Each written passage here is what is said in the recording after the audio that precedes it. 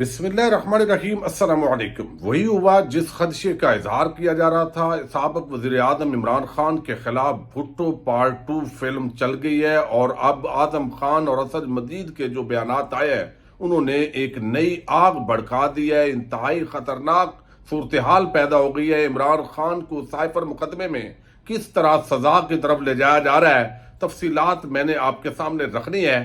فلسطین اور اسرائیل کی جو تازہ صورتحال ہے اس پر بھی ہم ویڈیو کے اندر بات کریں گے۔ امید ہے آپ سماعت کریں گے اور اپنے قیمتی فیڈ بیک سے ضرور آگاہ کریں گے۔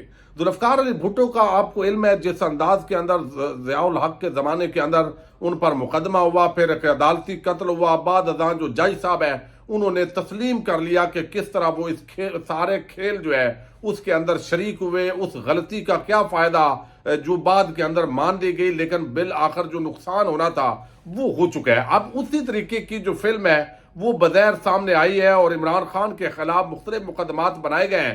پچھلے تقریباً 18 مہینے کے اندر آپ نے دیکھا کہ جو پی ڈی ایم پلس ٹولے کی حکومت تھی اس دوران عمران خان پر مختلف مقدمات بنائے گئے۔ 9 مئی کا جو سانحہ ہوا اس کے بعد تیزی کے ساتھ تحریک انصاف کو ختم کرنے کی کوشش کی گئی، اور پھر مختلف جو سیاسی رہنما ہیں ان کی پارٹی وابستگیاں جو ہے وہ تبدیل کرنے کی کوشش ہوئی ہے۔ جس طرح ابھی آپ حالیہ دنوں کے اندر عثمان ڈار، صداقت عباسی، فرق حبیب کا جو ہے وہ آپ دیکھ چکے ہیں، اور مزید آگے اور کئی تماشے لگنے ہیں۔ لوگ جو ہے وہ بہت سارے سوالات اٹھا رہے ہیں، اور سب سے بڑھ کر جس طرح انسانی حقوق کی مسلسل پامالیاں ہو رہی ہیں، لوگوں کی چادر چار دیواری کا تقدس پامال ہوتا ہے، اور پھر ہم نے دیکھا ہے کہ عورتوں کے حوالے سے جو ہمارے ادارے تھے وہ بڑے سینسیٹیو ہوتے تھے، لیکن اس دور کے اندر تو عورتوں کو، لڑکیوں کو، بچیوں کو جس طرح جو ہے وہ جیل کی سلاخوں کے پیچھے پھینکا گیا ہے، اور پھر مقدمات کے اندر ضمانتیں بھی ہوتی ہیں تو اس کا کوئی امپیکٹ نہیں ہوتا۔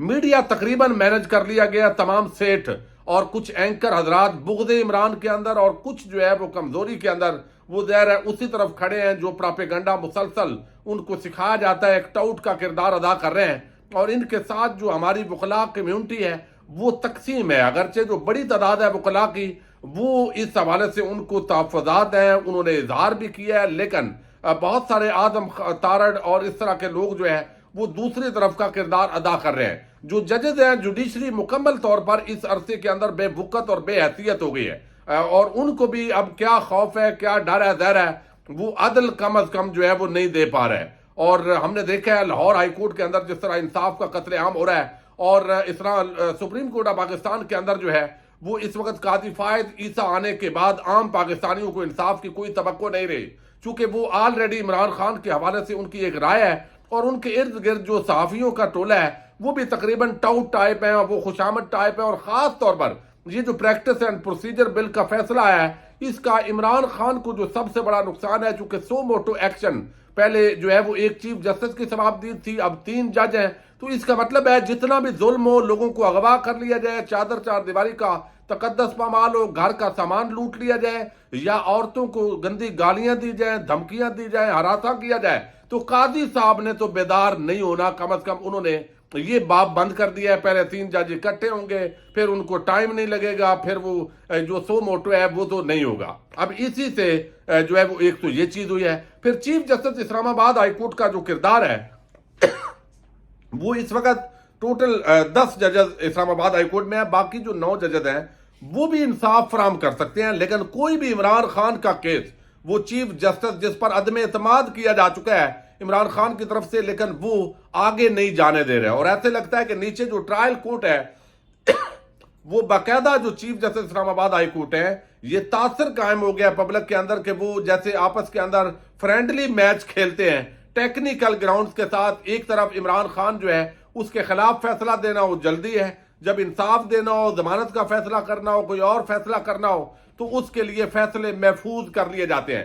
تو اس وقت جو چیف جسٹس اسلام آباد ہائی کورٹ ہے وہ عمران خان اس پر عدم اعتماد کر چکے ہیں، لیکن وہ بندہ تمام ان کیسز کے ساتھ چمٹ گیا ہے جو عمران خان کے کیسز ہیں، اور دوسرے ججز کے پاس نہ جانے دیتا ہے، اور وہ باقاعدہ طور پر جو ہے وہ اس کے اندر فیصلے محفوظ کر کے ایک پورا جو ہے وہ نظر آ رہا ہے۔ پھر اڈیالہ جیل کے اندر جو پروسیس ہوا قانون کا وہ نظر آ رہا ہے، ہمایوں دلاور کا فیصلہ۔ اب جو صورتحال ہے وہ جب توشہ خانہ کے اندر جو ہے وہ ضمانت جو ہے وہ ہو گئی اور سزا معطل کر دی گئی، تو ساتھ ہی سائفر کا مقدمہ جو ہے وہ ظاہر ہے یہ انتہائی خطرناک مقدمہ ہے۔ اب اس مقدمے کے اندر جو ہے وہ ایک ایسے شخص کی گواہی جو عمران خان کا پرنسپل سیکرٹری تھا، لیکن اس کو اغوا کر لیا گیا، لیکن آپ دیکھیے کوئی میڈیا پر اس کی بات نہیں کر رہا، کوئی ایسی بات نہیں، وہ کہتا ہے فلاں نے یہ کیا، اس پہ پروگرام شروع ہو جاتے ہیں۔ ایک بندہ آگے پریس کانفرنس کرتا ہے، عمران خان کے خلاف باتیں کرتا ہے، 9 مئی کی مذمت کرتا ہے، لہذا اس کو کوئی ٹینشن نہیں ہے، نہ وہ دہشت گرد ہے، اس کو P T V live coverage دے رہا ہے۔ لیکن وہی اگر عمران خان کے حق میں کریں تو نہ کوئی جھنڈا اٹھا سکتا ہے، نہ کوئی پروگرام کر سکتا ہے۔ تو ایسے لگتا ہے کہ پاکستان کو شریف خاندان اور زرداری کی قانونی بنانے پر کام ہو رہا ہے، عملی طور پر پاکستانیوں کو یہ میسج دیا جا رہا ہے۔ اب ایک نقطہ نظر تو یہ ہے کہ عمران خان اگر پسند نہیں ہے تو چلیں بھائی، اگر پسند نہیں ہے تو کم از کم یہ جو چور ڈاکو لٹیرے منی لانڈرنگ کرنے والے، جعلی بینک اکاؤنٹس کے دھندے کرنے والے، کم از کم ان کو تو پاکستانیوں پر زبردستی مسلط نہ کریں۔ یعنی ووٹ جو ہے وہ اس کی کیا عزت دینی ہے، اس کو پاؤں تلے اڑا کے ایک بغوڑا اشتہاری مجرم کو ٹیلی ویژن چینلز پر جو ہے وہ پروموٹ کیا جا رہا ہے، اور اس کے واپسی کے لیے باقاعدہ ریڈ کارپٹ بچھائی جا رہی ہے، اور تمام اس کے اعلی کار بنے ہوئے ہیں۔ اب جو اعظم خان ہے ان سے بیان لیا گیا، اس بیان کی کیا حیثیت ہے بھائی؟ جس کو آپ نے اغوا کر لیا، اغوا کرنے کے بعد بیان لے رہے ہیں۔ اب جو ججز ہیں وہ ویسے ہی اس کیس کے اندر سزا سنائیں گے، تو اس کا اصل امپیکٹ یہ ہے کہ ذوالفقار علی بھٹو کو یہ قرار دیا جا رہا ہے، چونکہ اس کیس کے اندر جو ہے وہ سزائے موت ہے، اور ذوالفقار علی بھٹو کو سزائے موت دی گئی، پھانسی دلوائی گئی۔ بعد میں وہی جج جسٹس نسیم حسن شاہ نے تسلیم کیا کہ یہ ہم نے غلطی کر دی، یہ سزا نہیں بنتی تھی۔ اب عمران خان کے خلاف وہ وعدہ معاف گواہ آئے ہیں جی، میں تھوڑا سا آپ کے سامنے رکھ دیتا ہوں۔ سائفر کیس کے 2 مرکزی گواہ جو مین ہیں، ایک ہے اعظم خان، ان کا دفعہ 164 کا بیان لیا گیا ہے مجسٹریٹ کے سامنے۔ کب لیا گیا ہے؟ حالانکہ قاضی فائد عیسیٰ کا یہ فیصلہ موجود ہے، جس کے اندر قرار دیا گیا کہ 164 کا جو بیان ہے، اسحاق ڈار کا جو بیان تھا، اس کی کیس کے اندر یہ فیصلہ دیا ہوا ہے، جس کے خلاف بیان لیا جا رہا ہے اس کی موجودگی عدالت میں ضروری ہے۔ تو عمران خان کی غیر موجودگی میں ایک مجسٹریٹ کے سامنے بیان لیا گیا، اور اب یہ چالان کا حصہ بنا کے اس کو اب پریزنٹ کیا جا رہا ہے ٹرائل کورٹ کے اندر۔ تو اعظم خان نے جو الزام عائد کیا ہے، یعنی ایک ایسا بندہ جس کو اٹھا لیا، اغوا کیا، تشدد کیا، اس کے بعد اس کا یہ بیان آ گیا ہے۔ اب یہاں پر جو ہے عمران خان چاہتے تھے کہ سائفر کو سیاسی مقاصد کے لیے استعمال کرتے ہوئے عدم اعتماد کی تحریک میں غیر ملکی سازش کا بیانیہ بنایا جائے، اور انہوں نے آرمی کی ہائی کمانڈ کے خلاف سائفر کا ٹارگٹڈ استعمال کیا۔ سائفر ٹیلی گرام سیکرٹری خارجہ کو بھیجنے والے اسد مجید کہتے ہیں کہ میں نے سائفر میں کسی کی طرف سے دھمکی اور تھریٹ کا لفظ استعمال نہیں کیا، یہ اسلام آباد میں بیٹھی لیڈرشپ نے خود یہ خط کیا، امریکی حکام سے میری ملاقات روٹین کی تھی۔ اب اس پر جو ہے سوال اسد مجید کے بیان کے مطابق اگر سائفر میں روٹین کے معاملات تھے تو پھر نیشنل سیکیورٹی کمیٹی کی میٹنگ میں واشنگٹن اور اسلام آباد میں امریکیوں سے احتجاج کا کیوں کہا گیا؟ یہ تو شہباز شریف کا جو دور تھا اس کے اندر بھی جو ہے وہ کہا گیا ہے۔ اب اس کے اندر جو اس وقت بیان سامنے آیا ہے وہ میں آپ کے سامنے رکھ دیتا ہوں، جو تھوڑی سی تفصیل آپ کو دی ہے۔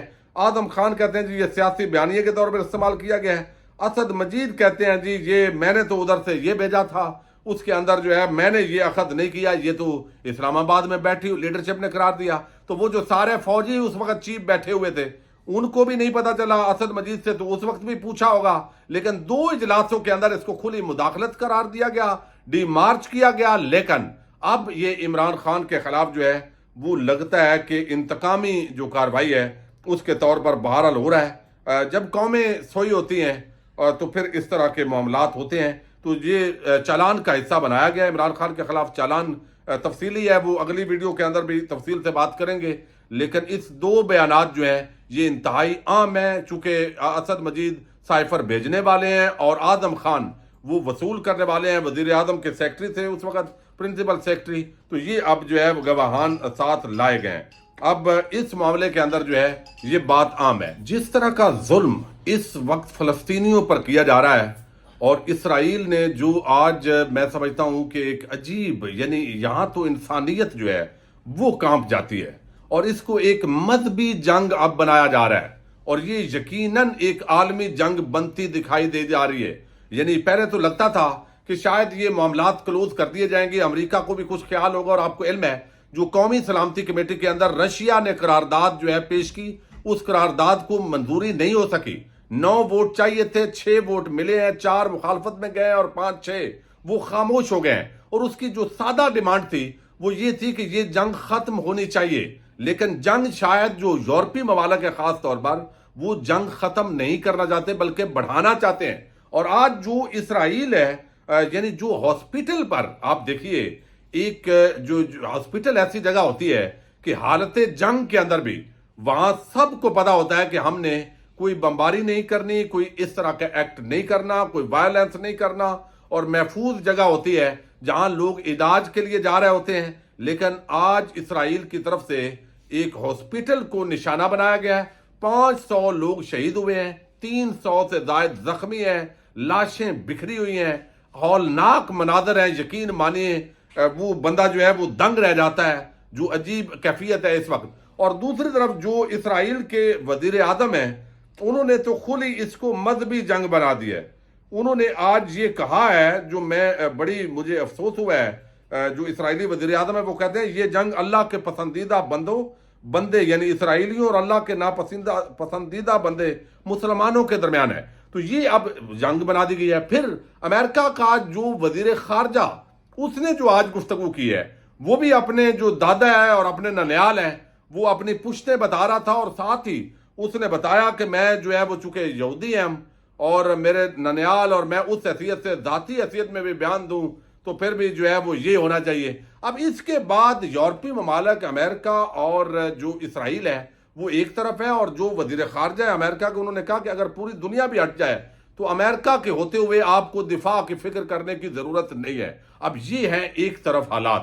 دوسری طرف آج بہرحال یہ ایک حوصلہ افزا بات ہے کہ جو آپ کو علم ہے صحت خراب ہے شاہ سلمان کی, لیکن سعودی عرب کے جو فرما روا ہیں انہوں نے آج خود جو ہے وہ اجلاس کی صدارت کی ہے, اور اس کے اندر انہوں نے ڈیمانڈ کی ہے کہ ہماری جو ڈیمانڈ ہے وہ 1967 والا فلسطین ہے وہ واپس لانا ہے. یعنی وہ سرزمین فلسطینیوں کی ہے, لہذا ان کو دی جائے. محمد بن سلمان کے حوالے سے واشنگٹن ٹائمز کے اندر جو سٹوری چھپی ہے, جس کے اندر انہوں نے بتایا ہے, اور ایک جو وہاں امریکن وزیر خارجہ کے ساتھ جو رویہ کیا ہے وہ یقیناً یہ بھی حوصلہ افزا ہے. لیکن پورے عالم اسلام بحیثیت مجموعی بے حسی کی موت مرا ہوا ہے. یہ ہماری نالائکیاں ہیں, کمزوریاں ہیں.